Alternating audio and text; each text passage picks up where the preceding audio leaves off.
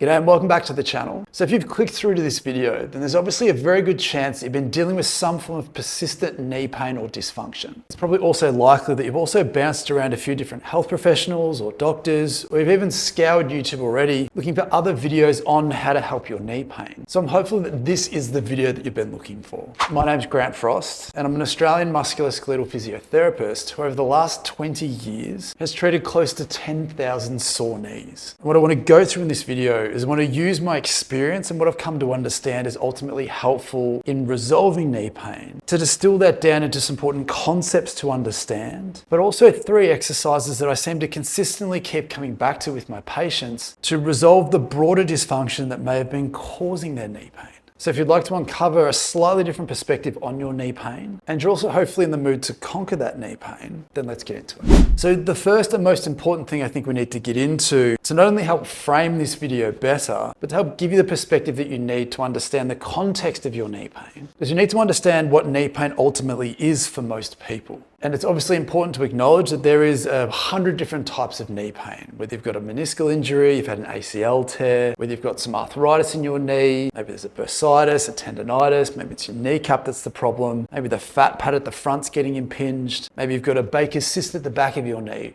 For this video, the labels don't matter. Still valid and important, yes, but if we can just take the labels and put them aside for a second, because we need to stop thinking of your knee as a knee. And instead, we need to think of your knee as just one structure that sits within the context of the rest of your leg and is governed by your lower back. And the way that I always try and phrase this to my patients, and I do a lot on this channel, is that it's often best to think of your knee pain as a consequence of something else. The tissue that's failed in your knee or the tissue that's become irritated or sore in your knee is just a part of the broader machine that hasn't tolerated how that broader machine has been functioning for however long beforehand. Yes, you can have acute injuries, there's acute trauma that can damage knees, but for the majority of people, especially those that just wake up one day and their knee hurts, there's often this background, hidden, underlying, covert mechanical dysfunction that is going on throughout your leg, and the part of your knee that's become sore is just the piece of the puzzle that hasn't tolerated that process. And I think the most limiting perspective that I see with knee pain is that we just focus in on your knee as a knee in isolation. That's divorced from your ankle, it's divorced from your hip, and it's certainly divorced from your lower back function. But if we are to ever truly understand why your knee became sore, why it was vulnerable to relatively innocuous trauma or an accident, and why it may not be going away despite your best efforts, we can't think of your knee as a knee.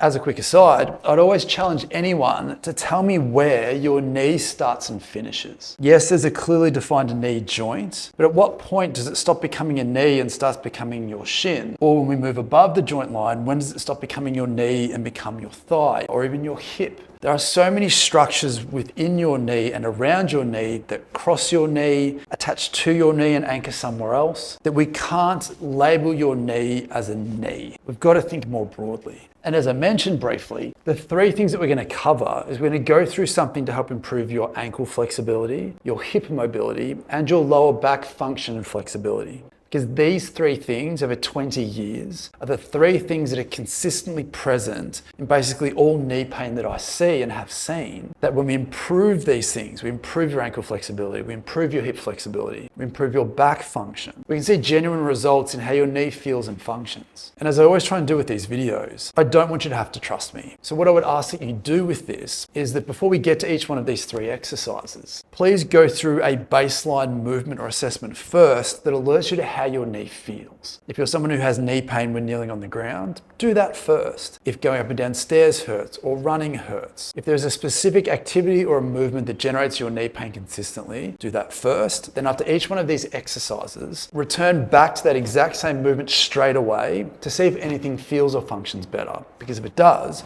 you may have just found one of, if not all 3 of these issues may be present for you. If they are and you don't address them, you may never create the safe space for your knee to settle down and feel better. And with that in mind, the first exercise that I want to touch on is probably the most missed aspect of knee pain that I genuinely see day to day with my patients. And that's an exercise to address lower back dysfunction. If you're dealing with knee pain, it can sound wild to suggest that your knee pain is a consequence of poor back function. But clinically as a physiotherapist, this is easily the most missed connection that I find to people's knee pain. It can help us better understand why that knee pain developed, especially if you didn't have acute trauma or dysfunction that may connect those dots more obviously. And the idea here is that the base of your rib cage and the top of your lower back has the direct and indirect connections to the function of your knee. The nerves that tell your muscles what to do reside in your lower back. And if you get stiff, taut, or dysfunctional here at the origin of those nerves, much like a hose that has water pressure coming out one end, if you put a metaphorical kink in the hose and the water pressure drops off and affects the function of that hose, we can certainly look at what's going on at the end of that hose, but if we aren't tracing it back to the origin to where the kink might be, we may never understand and be able to explain what's going on where it's going on. And as I'm consistently finding clinically with my patients, if you don't have the ability to self-assess and self-treat any potential spinal stiffness, tightness, poor posture, dysfunction, then you could genuinely be missing out here. And as I said, if that does sound wild to you, don't trust me. Do your knee movement first, do your knee activity first, then grab your foam roller or a lacrosse ball or a tennis ball,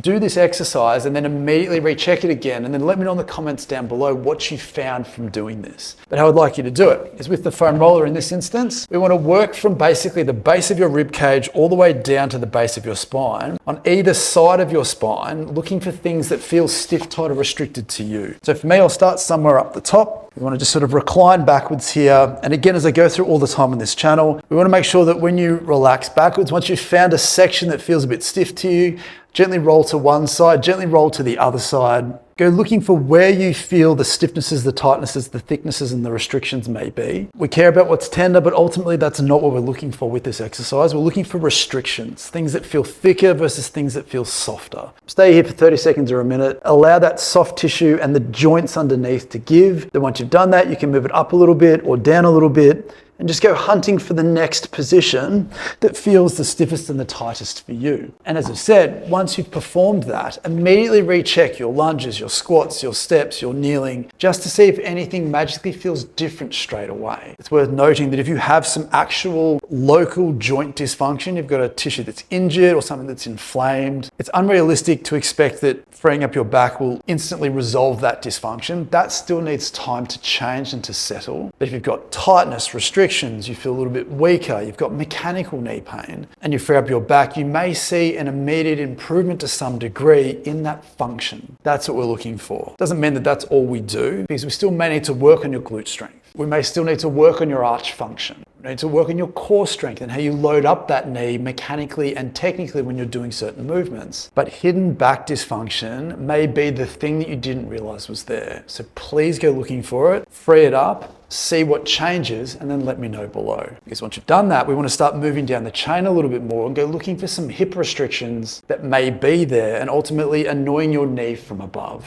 So once you've explored what role, if any, your lower back is having on how your knee feels and functions, the next most common issue that I see with knee pain patients is restrictions through your hips. More importantly, tightness through your hip flexors and thigh muscles. Mechanically, if you're tight through the tissues that anchor to the top of your knee, that tightness can fundamentally change the resting tension through your knee and how you load up all the structures within your knee. So what we're going to go through is a really simple exercise called the couch stretch, which you may have seen before. And we want to find a version of this that works for you in a very safe, comfortable way to see what impact tightness above your knee is having as it filters down through to your knee. So the way to do this is we want to get your knee back into the corner of a wall. From here, we want to bring your other leg up into this high position, keeping your back straight. We want you to extend up as far as you feel comfortable until you find a bunch of tightness through the front of your hip and down through the front of your thigh. If this position is too aggressive for you, you can absolutely do the exact same thing up on a chair or a couch. We just want to find a version of this that feels comfortable for you. If kneeling on the ground feels uncomfortable, pop something underneath that, a cushion or a towel. Just know that the pressure on your knee sits above your kneecap. We don't want you to have your knee straight down. We're having your knee all the way back so that the pressure is above that kneecap and not directly down on top of it. But from here, what we're looking for is once you've found a version that feels okay for you, so if you can only get to here before you find your tightness, that's fine. For me, I'm fortunate that I can get relatively far back here. We want you to squeeze your glutes glutes. We want you to tense up your thigh muscles, tense everything at the front there, make it all work for 5 to 10 seconds. When you stop tensing and relax, everything should give a fraction. You should be able to go that little bit further again. Repeat that same process. Squeeze your butt, squeeze your thigh, push your foot back into the wall if you can. Make everything tense up. Hold that for 5 to 10. When you relax, it'll give. We can keep repeating this process until you feel you've stopped making change. This exercise is easily one of the most common exercises that I will give to my knee pain patients in a way that feels comfortable for them to do. There's no expectation that you can feel good getting here straight away. You may have to start down low. You may need to do this up on a chair, progress yourself down to this at some stage. This isn't a terribly awesome gymnastic feat. It's just bending your knee, trying to extend your hip at the same time. This is somewhat normal, but you may never realize that you've just drifted away from normal for long enough that your knee is starting to tell you about it. And spending time doing this and maybe coupling it up with something like the seated hip rotation stretch or the pigeon pose, just to hit some of the gluteal tissue at the back. Mobilizing your hip tissue is another thing that fundamentally changes how you load up your knee. And then after doing this, if you immediately come back to your specific knee pain producing activities or positions, you deserve to see something feels different. If it does, let me know. So the third exercise that stands out the most after having treated thousands of sore knees is the need to improve your ankle mobility. And we're going to do this through the banded ankle stretch. But the idea here is that much like restrictions through your thigh and hip, if there is restrictions below your knee through your ankle, then this is just another way that your body is going to have to compensate for that restriction by doing something different. The classic example here is just doing a simple squat. And if you feel that as you get down deeper into your squat and you run into the end of your ankle range of motion, if you feel that your feet want to turn out, your heels want to lift, your knees want to cave in, or you feel like you're going to fall backwards the deeper you go, then ankle immobility could be one of the leading causes of why your knee hurts, especially if you get knee pain while squatting. So much like the previous two exercises, please do your knee pain producing activity first, then grab a band, place the band just below your ankle, stretch that out as far as you feel happy to, keeping your foot straight. We want you to bend your knee as far as you feel comfortable just before your heel wants to come up off the ground. And because we value how you do this, if you do feel that as you come forwards, you can feel your knee starting to cave in and you're going towards your big toe, we don't want that. We want you to try and keep everything more so straight or even rotating out further to go through that stiffness, not around it. If we can get you just to oscillate in and out of that end range, you're welcome to hold that end range for 30 seconds, 2 minutes, whatever you can tolerate, but just gently work in and out of that range.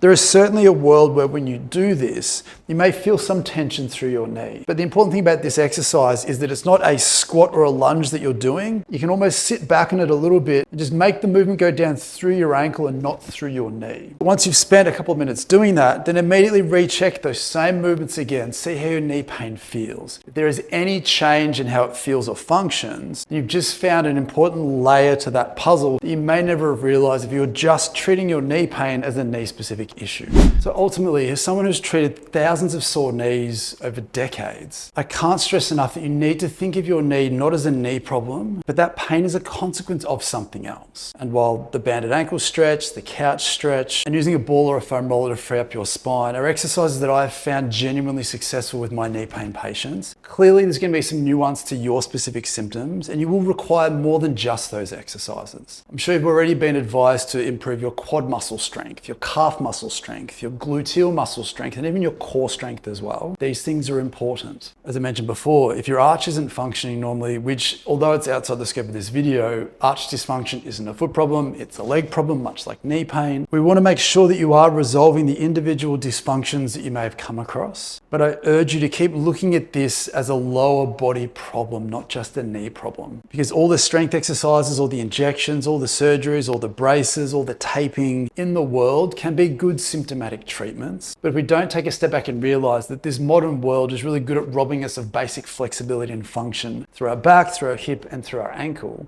then your knee pain may have permission to keep persisting despite your best efforts. So as always, I genuinely hope that was helpful. I hope that what I've come to understand over the last 20 years proves valuable for you as well. If it did, please let me know in the comments down below. Leave a like on the video, subscribe to the channel if you like this type of content and you want to hear more from me. Please consider becoming a member of the channel. I have extended cuts of most of these videos that goes into a little bit more detail on some important concepts. And it's also a great way to help support me and allow me to make these videos for you guys. months. If you do need help with your own knee pain, please consider booking in an online consultation with me. We can try and figure out where your specific dysfunctions may be in real time and hopefully get to the bottom of why it's there and why it's not going away. But with all that being said, thank you for watching and hope to see you next time. Bye.